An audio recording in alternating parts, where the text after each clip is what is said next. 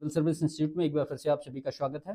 तो आज के टॉपिक में हम देखते हैं पर्यावरण संरक्षण यानी कंजर्वेशन ऑफ एनवायरनमेंट। प्रमुख पर्यावरणीय आंदोलन हुए, तो जितने भी आंदोलन हुए आज तक वो सारे देखेंगे शुरू से लेके अब तक के। ठीक है, चलिए वन बाय वन सारी चीज़ों को शुरू करते हैं। चैनल सब्सक्राइब नहीं किया तो प्लीज़ चैनल को सब्सक्राइब जरूर करिएगा और वीडियो को भी लाइक करिएगा पसंद आए तो देखिए, सबसे पहली बात तो हम करते हैं प्रमुख पर्यावरणीय आंदोलन।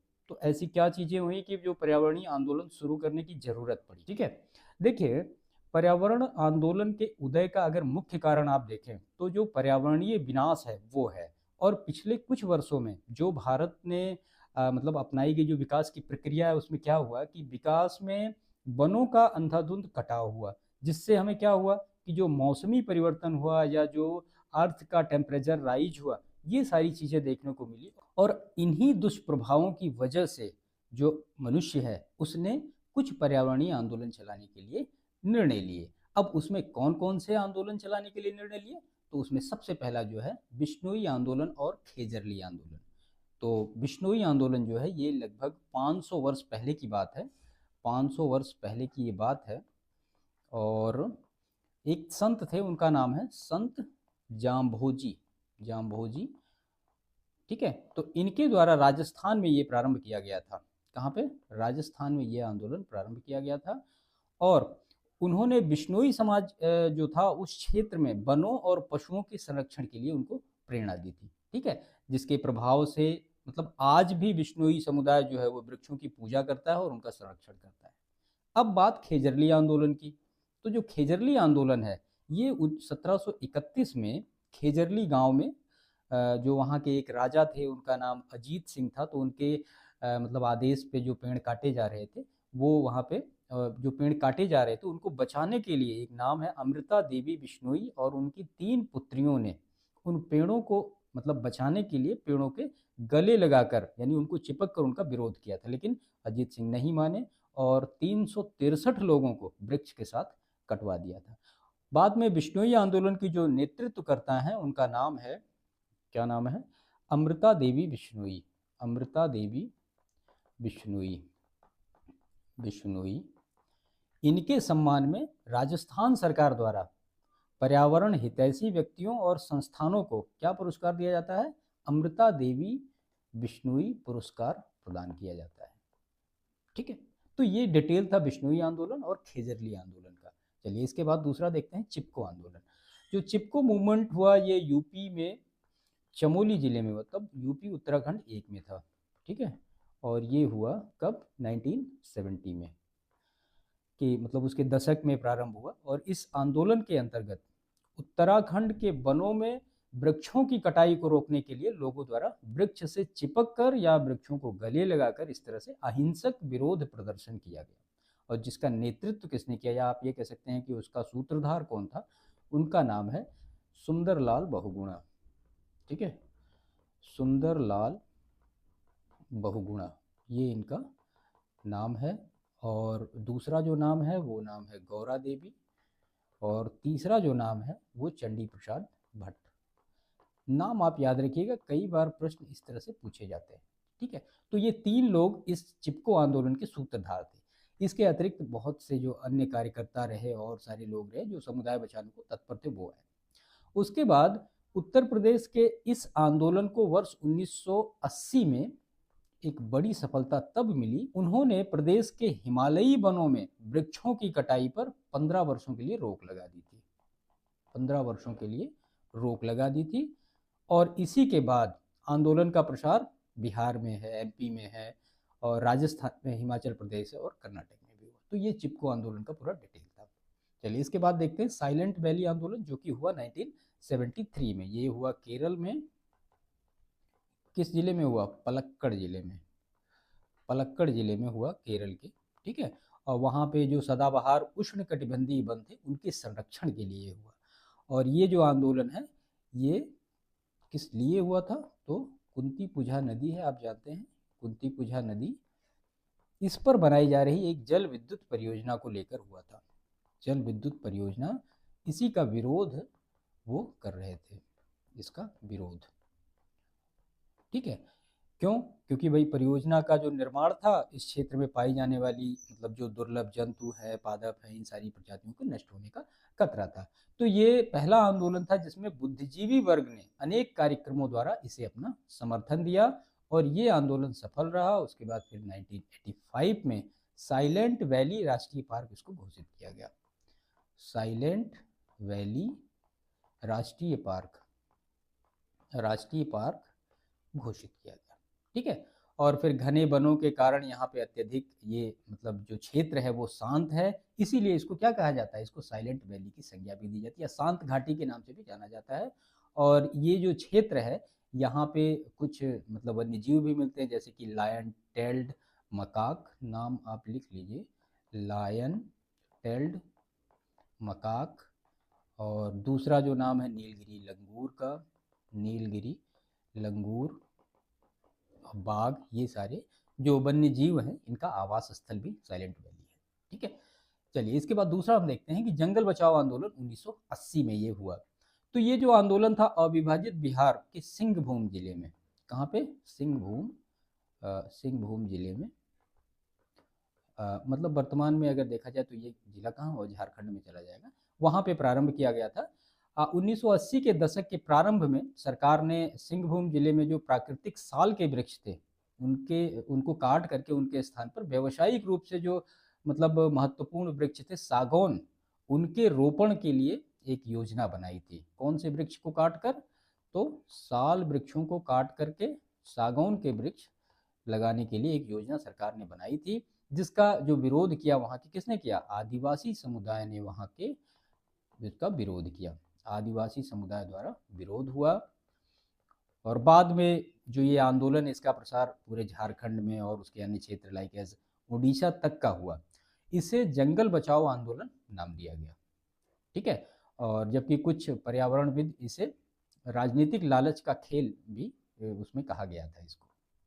तो ये जंगल बचाओ आंदोलन के बारे में पूरी डिटेल। इसके बाद है अपिको आंदोलन जो कि 1983 में हुआ। देखिए अपिको का मतलब ये कन्नड़ भाषा का शब्द है जिसका अर्थ होता है क्या, गले लगाना। ठीक है, इसका अर्थ ही होता है गले लगाना। और ये उत्तर भारत में जैसे चिपको आंदोलन था उसकी प्रेरणा से ही दक्षिण भारत में अपिको आंदोलन प्रारंभ हुआ 1983 में। कहाँ पे, कर्नाटक में। ठीक है, कर्नाटक में ये आंदोलन प्रारंभ हुआ। और ये आंदोलन जो था ये उत्तर कन्नड़ जिले में वनों के संरक्षण के लिए संचालित किया गया था। और ये जिला जो था वो पश्चिमी घाट का भाग था, जिसे क्या कहा जाता था, इसे फॉरेस्ट डिस्ट्रिक्ट के नाम से भी जाना जाता था। और ये जो क्षेत्र था ये समृद्ध था, जैसे कि काली मिर्च है, इलायची, ये सारे उत्पादन के लिए मतलब यहाँ पे इनके उत्पादन की अनुकूल जलवायु दशाएं पाई जाती थी। और ब्रिटिश शासन के दौरान यहाँ पे वन संसाधनों का व्यापक शोषण भी हुआ था और वनों की कटाई की गई थी जो स्वतंत्रता के बाद भी जारी रही। और इसी का विरोध फिर जो वहाँ के स्थानीय ग्रामीण थे उन्होंने किया और फिर बाद में सरकार ने सकारात्मक कदम भी उठाया इसको लेकर के। इस आंदोलन का नेतृत्व किसने किया था, तो वो किया था पांडुरंग हेगड़े ने। ठीक है, जिसमें मतलब वहाँ के जो लोग थे उन्होंने काफ़ी सपोर्ट भी किया था। 30 दिनों तक ये आंदोलन पूरा चला, अहिंसक आंदोलन पूरा चला। और फिर बाद में इसके विषय में मतलब उन्होंने बताया और जो इकोलॉजिकल डेंजर, इन सारी चीज़ों के विषय में काफ़ी जागरूक किया। इसके बाद है जो नेक्स्ट आंदोलन वो है बलियापाल मूवमेंट या बलियापाल आंदोलन। ये आंदोलन शुरू हुआ 1986 में उड़ीसा में। ठीक है, उड़ीसा के उत्तरी भाग में और बंगाल की खाड़ी के तटीय क्षेत्र में स्थित जो बलियापाल और भोगराय गांव है। कौन सा गांव है, बलियापाल और भोगराय जो गांव है यहाँ पे। ठीक है, ये डिस्ट्रिक्ट बालेश्वर पड़ेगा। इसमें जो राष्ट्रीय परीक्षण रेंज की स्थापना की गई थी सरकार के द्वारा, राष्ट्रीय परीक्षण रेंज जिसकी स्थापना सरकार के द्वारा की गई थी और इसी का विरोध ग्रामीणों ने किया था। और अपने घरों और ज़मीनों से लगभग 45,000 जो ग्रामीण थे उनको बलपूर्वक निष्कासित मतलब उनको ये लगता था ग्रामीणों को कि हमें हटा दिया जाएगा। और ये लगभग 3 वर्ष तक आंदोलन चला, उसके बाद ये सफल हुआ। तो ये बलियापाल आंदोलन है। इसके बाद नर्मदा बचाओ आंदोलन, आप सभी लोग इससे परिचित होंगे, काफ़ी फेमस भी रहा। और ये लगभग 1985 के दशक में हुआ। इसमें कहा गया था कि नर्मदा नदी पर जो एक बांध बनाया जा रहा था, एक बांध परियोजना जिसका नाम है सरदार सरोवर, सरदार सरोवर बहुउद्देशीय परियोजना। बहुउद्देशीय परियोजना यानी इसका जो उद्देश्य है वो बहुत है, अलग अलग उद्देश्य, इसकी वजह से इसको बहुउद्देशीय जो परियोजना थी, इसके अनुमानित दुष्परिणामों के विरोध में यह आंदोलन कराया गया था। और ये जो आंदोलन था ये एमपी में और गुजरात में और महाराष्ट्र में ये सक्रिय था, क्योंकि इन तीनों स्टेट की ये सरदार सरोवर बहुउद्देशीय परियोजना मतलब एक सम्मिलित परियोजना थी। नर्मदा नदी विकास परियोजना के अंतर्गत नर्मदा और उसकी सहायक नदियों पर क्या किया गया था, 30 बृहद बांध और उसके बाद बहुत सारे छोटे छोटे बांध और जलाशय निर्मित किए गए थे। और लगभग इस परियोजना के कारण 1 लाख लोगों का विस्थापन तथा लगभग 3.5 लाख हेक्टेयर वन भूमि जो थी वो खतरे में आ गई थी, मतलब ये बांध बन जाने से। और इसी के विरोध में ये नेतृत्व किया, इसकी आंदोलन की जो नेतृत्वकर्ता थी उनका नाम है मेधा पाटकर। और इनके साथ और भी लोग थे, जैसे कि बाबा आमटे और सुंदरलाल बहुगुणा और अरुंधति राय, ठीक है, और आमिर खान। इसके साथ साथ बाकी जो इंटरनेशनल लेवल पे भी काफ़ी इनको सपोर्ट प्राप्त हुआ था। तो जो आंदोलनकर्ता थे उन्होंने सत्याग्रह किया, जल समर्पण, रास्ता रोको, गांव बंद, भूख हड़ताल, विरोध, ये सारी चीज़ें जैसे अहिंसक माध्यमों से परियोजना का विरोध किया। और ये आंदोलन पूर्णतः सफल तो नहीं हुआ, आप ये कह सकते हैं, परंतु सुप्रीम कोर्ट ने सरदार सरोवर जो बांध थी उसकी जो प्रस्तावित ऊंचाई थी उसको 130 मीटर से घटाकर कहा 90 मीटर करने के लिए, और विस्थापित जो मतलब हो रहे थे लोग उनको पुनर्वास के लिए उचित व्यवस्था करने के लिए भी सरकार को कहा। ये किसने कहा? ये सुप्रीम कोर्ट ने कहा। देखिए, ये आंदोलन एक बड़ा प्रभाव इसका ये भी रहा कि इस परियोजना में सम्मिलित विश्व बैंक ने परियोजना से अपना समर्थन वापस ले लिया था। तो ये सारी चीजें नर्मदा बचाओ आंदोलन के डिटेल में थी। इसके बाद है टिहरी आंदोलन। तो ये आंदोलन 1990 के दशक में प्रारंभ हुआ और जिसका उद्देश्य वही उत्तराखंड के टिहरी में भागीरथी नदी पर जो एक बांध बनाना था। किस नदी पर? भागीरथी नदी पर ये बांध बन रहा था, टिहरी बांध, उसके निर्माण को रोकना था। ठीक है, तो इस आंदोलन के संचालन में स्वतंत्रता सेनानी वीरेंद्र दत्त सकलानी ने टिहरी बांध विरोध संघर्ष समिति की स्थापना की थी। किसकी? टिहरी बांध विरोध संघर्ष समिति की स्थापना की थी। संघर्ष समिति की स्थापना की थी। ठीक है, और इस परियोजना के विरोध में मुख्य बिंदु क्या थे? तो वही थे कि मतलब क्षेत्र की जो भूकंपीय संवेदनशीलता थी, इसी कारण से ये मतलब कहा गया था कि परियोजना के कारण बृहद वन क्षेत्र, टिहरी कस्बा, ये सारा डूब जाएगा। तो इस आंदोलन के समर्थन में जो प्रसिद्ध पर्यावरण कार्यकर्ता थे सुंदरलाल बहुगुणा ने क्या किया था? आमरण अनशन किया था और बाद में फिर प्रधानमंत्री के आश्वासन पर उन्होंने अनशन को समाप्त भी किया था। तो ये टिहरी आंदोलन या टिहरी बांध परियोजना किस नदी पर कैसे क्या डिटेल थी वो हमने डिस्कस करी। इसके बाद है मैती आंदोलन 1994 में हुआ। तो ये भी उत्तराखंड में ही हुआ।